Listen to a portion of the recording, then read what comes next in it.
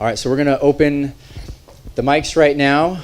Again, just if it's your first time here, or if not, by way of a reminder, we do this after every message. This is a time just for anyone else who has studied this passage throughout the week, or if in sitting here, something about this has convicted you, or there's something that you're like, man, I wish Chris would have touched on that, and I think this will be perfect. This is the time to share, to teach, to exhort, to encourage, whatever that may be. So we'd love to hear from you. We'll try to get as many people in as we can, so just be mindful of how long you might be sharing, but we're going to open up that right now. Good morning. Quick thought for you guys. Realized today, thanks Chris, that was awesome. Realized today I kind of struggle with comparison a good amount. So I had a thought.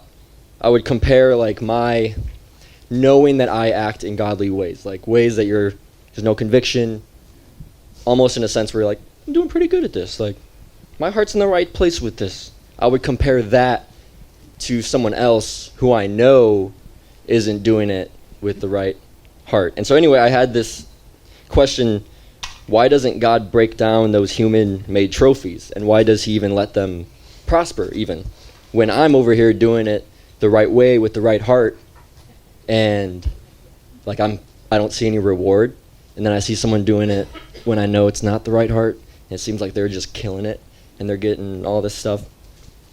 And that kind of the answer, or unanswer to that question, was maybe because it's so minuscule due to those who are getting treasure in heaven and what they'll experience. Like maybe God sees that. He's like, dude, why are you even worrying about that? Like if you could see what I could see right now, like if you could see what you're going to experience in heaven, you wouldn't even like worry about a guy who's giving himself trophies on his wall. Like that's not even worth it. So my prayer for me and for us as a body is may God's pleasure be greater than human praise. So that was just a thought I had.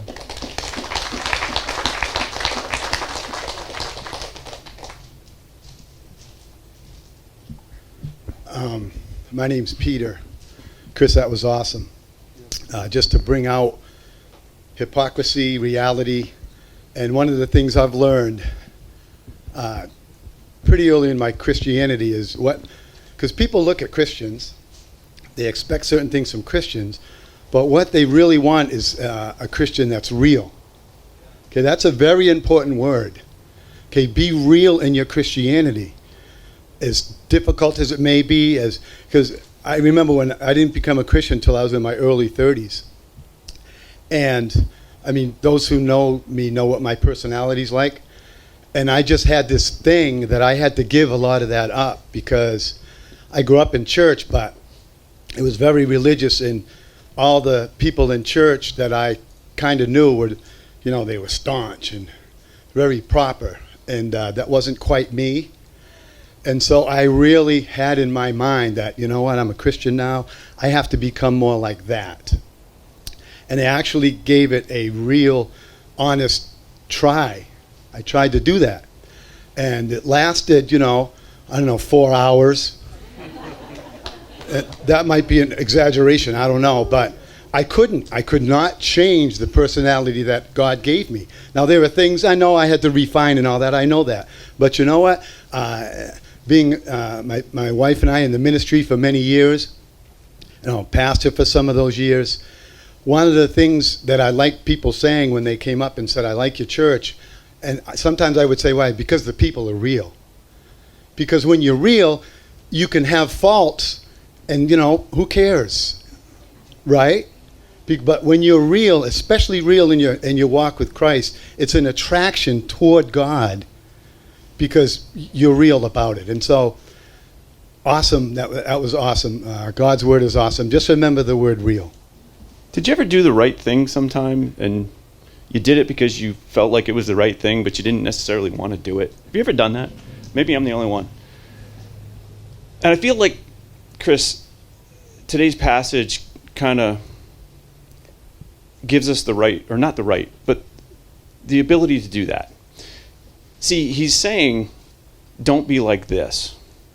He's saying, get your heart right. But what if there's something in the middle? where you know it's the right thing to do, but it may not even be what your heart really wants to do, but you do it anyway because it's the right thing. And I feel like that's part of our lives. We do that. We do the right thing because we know it's the right thing to do, but maybe our heart's not there yet. And maybe your heart will get there. But I feel like we need that. Yeah, I think that's a great point. Walking with the Lord isn't, I'm this way, and then I'm going to jump to exactly what Jesus is talking about. There's this whole process in between, and so many times it is that. Like, we recognize also that there's things that we do because it's what we're supposed to do, and that's the only reason I'm doing it. But I don't believe that if we have given our lives to the Lord, and if we have a new heart, that is the norm. I believe like this cooperation that God does with this relationship that we have is that he does transform our heart. And sometimes it's just easy, but while he's transforming our heart, also sometimes I'm like, I don't like that person, but I am going to choose to act against how I feel and do what I know is right. And I believe that's more than okay. And in that process, we still experience living the way that God has called us to, and that's part of the sanctification process of becoming more like Jesus. So it's not one extreme to the other. There's this whole process, and I believe the process is the point. I just had a mentor send me something this past week about, like, in the midst of difficulty and turmoil, if we would stay faithful, sometimes just walking in obedience, doing what we don't want to, but just remaining, that is the point. That is God's purpose. It's not some just end goal, and we've talked about that here in this church. It's not, okay, I gave my life to Christ, now I got to hold on for dear life, and man, one day it's going to be sweet when I finally die. We've just missed the kingdom on earth. The process of walking with the Lord, of wrestling through all that Scripture says, is the point of us getting to know him and of him sanctifying our hearts. And so I totally agree with what you're saying there. I just want to add a point of clarification to what Dave said. What's cool about what Jesus says is that he knows that as his followers we have mixed motives, right? None of us have pure motives. We have both a motive to please him and motives to please one another. And so this discipline, this wisdom it purifies our motive, right? It eliminates the motive of pleasing man by doing it in secret. So if that's our struggle, he gives us a practical way to purify the motive, to eliminate the wrong motive, and so that we're doing it only for the right motive, even though that other one is still in our heart. While it's still there, we can do it in a way that doesn't feed the flesh, but feeds the spirit, as Chris said. And that, I think, is what you're getting at too. Like, it's good to, you have this good thing in you, but you also have this bad motive. And he says, this is how you purify it. Do it in secret, and now you eliminate that other motive.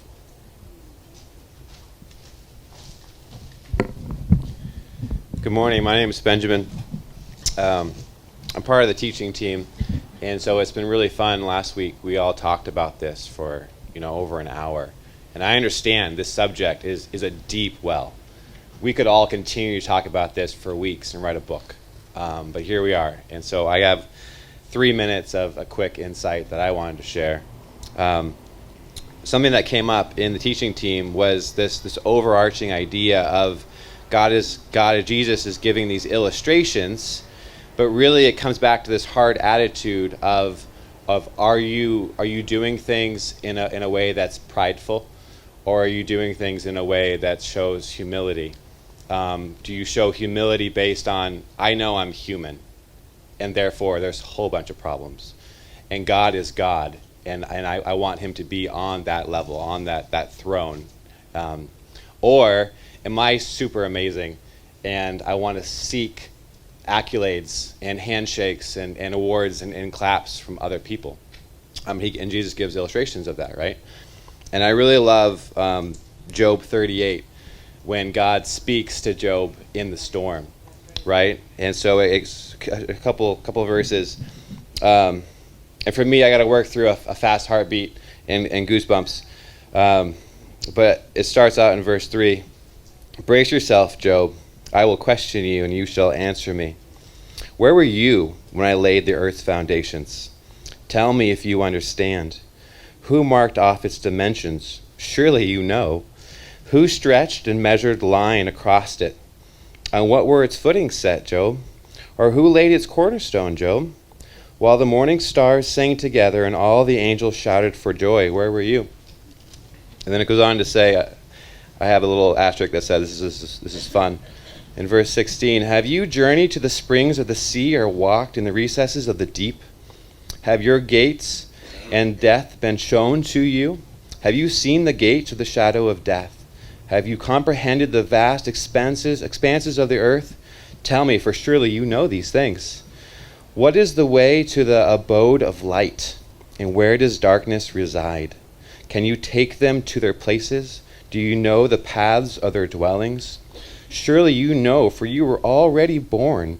You have lived so many years. And that is God being sarcastic. And so in the same way, I think it's great when we succeed in being smart or intelligent, or we have abilities and we have jobs and careers and we parent kids and we do all these things, and we are to try to do them well, but have that foundation of God is God and I am not. And there's a humility in that. And that's where I think we should be continuing. And I know that's just like a sliver. Like, again, this is so deep. But that kind of helps my understanding on a shallow level of just trying to keep that humility of I'm man and I have so many faults, but I'm going to still try my best under God as my king and allow God to be God. So I hope that helps. Thank you.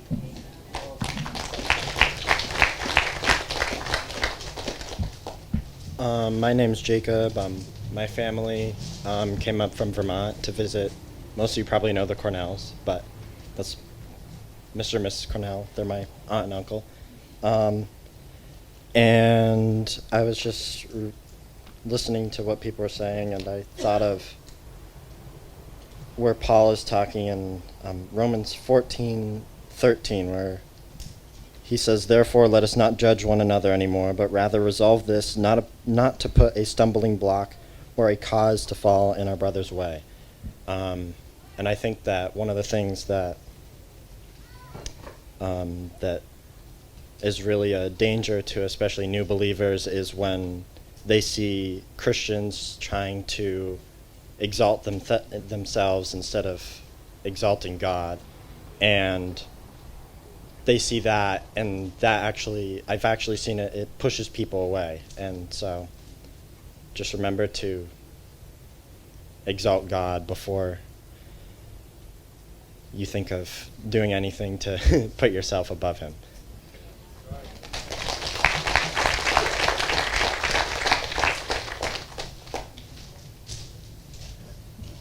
Just wanted to share a quote that really resonated with me, and I think it fits really well with what we're talking about. It's really just a question, considering two different mindsets related to this. If one who lives in a Christian culture goes up to the house of God, the true house of God, with a true conception of God, with knowledge of God, and prays, but prays in a false spirit, yet another who lives in an idolatrous land prays with the total passion of the infinite, although his eyes rest on the image of an idol, where is there most truth? One prays in truth to God, although he worships an idol. The other prays in untruth to the true God, and therefore really worships an idol. I was just, as Chris was teaching, I had another aha moment, and it has to do with all this we've been talking about, the heart. And in Matthew 5, he goes into the heart, and he's dealing with these things. And so in these last few messages, what we've had is all of these different parts of what our heart is. So the heart is what? It's the seat of emotion. So the heart is where anger comes from. It's the seat of desire, where lust comes from. And it's in this case, it's the seat of motive and intent. And so he's getting at our emotions, our desires, and our intentions. Those are all heart things. That's what he's transforming, is the heart. That's what the focus of this part of the sermon is. Morning, my name's Daniel. I've been thinking a lot about, as we've been going through Matthew, pure intentions and what that means. Sort of pondering that. I mean, how do we know that our intentions are pure? The heart is such a wayward thing, and I think the mind and truth can really help sort of balance that. But I think a lot of it is also where those actions come from. Are they an action that initiates within ourselves, or is it a response to something that the Lord's done through in our lives? And so an action that originates in ourselves, we have this sinful heart. We are sinful at the core. And something that originates within us is something that is going to be, selfish, something that is self-seeking. Versus the more that we understand Christ, and the more that we recognize how sinful we are in ourselves and what the Lord has done in our lives, the more we're able to respond to what he's done. And in that response, those motives are pure because they are reflecting what Christ has done for us. So in our hearts and in our lives, for us to recognize what is the purity of our actions, it's not actually our actions. It's just a response to what the Lord has done. It's nothing we can do in and of ourselves. It's the more that we know about Christ and the more that he reveals himself to us, that all we do is we live open-handed and we let the Lord fill our lives, and then the simple response to what he's done. And so that's just been a revelation that's been coming to me as we've been going through Matthew, and something I'd sort of encourage all of you in as well. You hit on just what I was thinking about. I'm thinking about instinct. You see an elderly person crossing the street. What's your first instinct? You don't even notice them, or do you say, I got to help that person? And so we can all take a look at ourselves and see what is our thinking just by our instincts. That person needs help, and there's not even a thought, it's just action. And then you have the other times you can look at yourself and go, well, I'm in a room with people and I want to show off, and I do something because everyone's watching. We all do a little of both. I think we all do a little bit of both. But your instincts, watch your instincts. Take a look, and you'll know your own heart.